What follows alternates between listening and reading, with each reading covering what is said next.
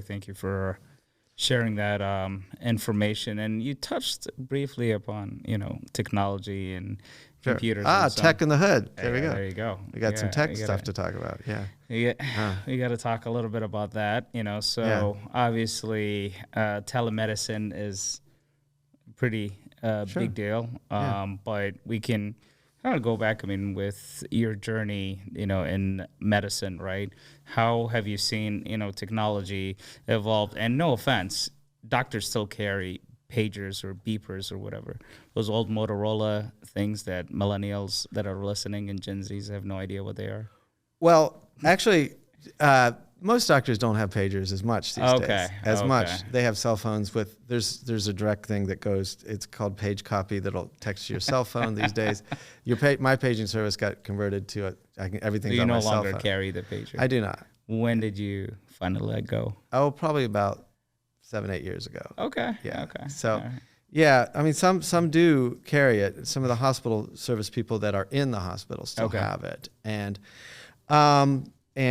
so we do have it, but that's so.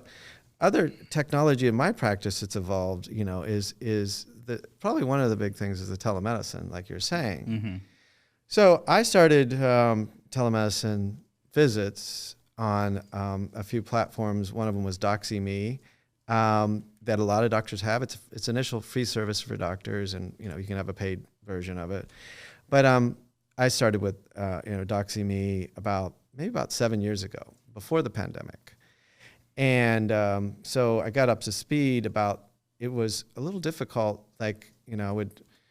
for example, and I actually worked with another doctor working under me. We actually did a paper we submitted about when you can use just telemedicine, when you can use a physical visit, and when you can use a hybrid, and what diagnoses are better for each. Now, if, for example, a patient has a bad asthma attack, you got to listen to the lungs. It's a good idea to listen to the lungs, but during the pandemic, we couldn't do. We were isolated in most doctors' practices, including mine, for about 4 months, where I didn't have patient visits, but I kept the telemedicine going, and we had to do our best about and it was a big issue if you did have an asthma to send them to the hospital or not, because we had a lot of COVID there. It was a very difficult balancing act during that time, about the telemedicine. But so there's certain things like asthma that, that we need to examine the patient and have them there. We want to get the vital signs perhaps to see a blood pressure patient. But we do now have a lot of blood pressure products at home that aren't bad, that are getting better. They're so. So other issues. Now there's things that are okay with telemedicine. And if the patient is set up at home and they do have their blood sugar monitors and everything, and a lot of them do, and they want to tell me the blood sugars over the month I saw them, so we need to adjust their medicines by mouth or their insulin, and I can do that telemedicine. It's not that bad.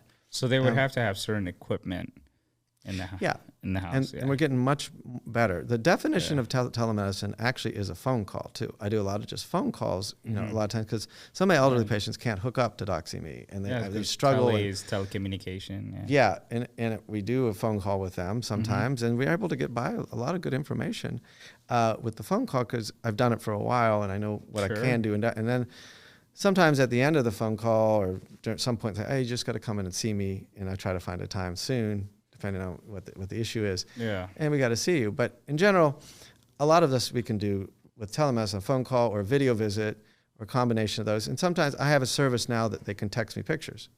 I just had a patient last week that texted me some pictures of a toenail. It sounds gross, but it ended up being a fungal infection. And I saw the picture and I said, oh yeah, okay, you need to go to a foot doctor and get that thing taken care of, because no medicine I'm treating is going to, that it was pretty advanced. And so, so I need the pictures, that's another form of telemedicine. Mm-hmm. So telemedicine means phone calls, pictures, and I have a HIPAA compliant texting service that I can get a picture, and from them. And so I get that. Other things that are becoming more advanced right now are the glucose meters. If they actually have it on them, we can actually sign up for the Dexcom or the Freestyle Libre. we can in real time before they even come, I can see the trend in their blood sugars, on a web-based app that open up that they share with their doctor. They can actually share it with like 5 other people, family and friends, so they know if there's an urgent blood sugar, the other people are notified, which is really nice technology. That is, they put it either on their shoulder or their chest, the little monitor, the Dexcom monitor, and they can either from their phone or another device they get with the machine, a little monitor, they can read the blood sugar themselves and tell me over the phone, or I can get it web-based before they come. And it's I think this technology we're going to see more and more the next 5 to 10 years.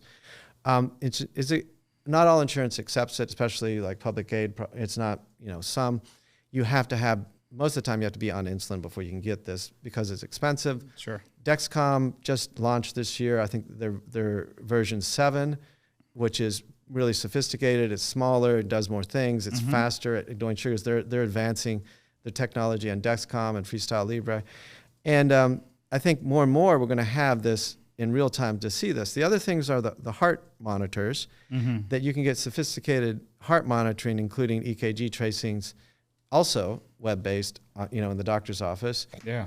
And home care companies help set these things up, and home care companies have packages of different telemedicine things, usually the heart stuff, and you can get blood pressure monitoring virtually too. So that's another form of telemedicine that's out there. That's do you see wearables playing a role? Yeah, so the Fitbit, those kind of things. Apple Watch, yeah. Apple Watch. Oh, the Apple Watch is getting more sophisticated. It shows tracings of EKG. There's programs there that the Apple Watch has that patients have shown me and learned that had arrhythmias. And I have a patient in his 50s that shows me regularly what the Apple Watch does. And I'm able to see is the range, a low heart rate, like below 60 is normal. And it's called bradycardia or slow heart rate. Another patient has that issue. And we're modulating that with some other medicines, and we see an improvement. There's other ones the cardiologist or I sometimes will prescribe called a Holter monitor that they wear for a month and they bring in later. And you can analyze this actually if there's, the company sends in if we think it's necessary to monitor it in the doctor's office or not. They can just bring it in after a month. So all these things are becoming, there's some that are, for the consumer, the patient, and some that the medical community has had for years that are becoming more advanced.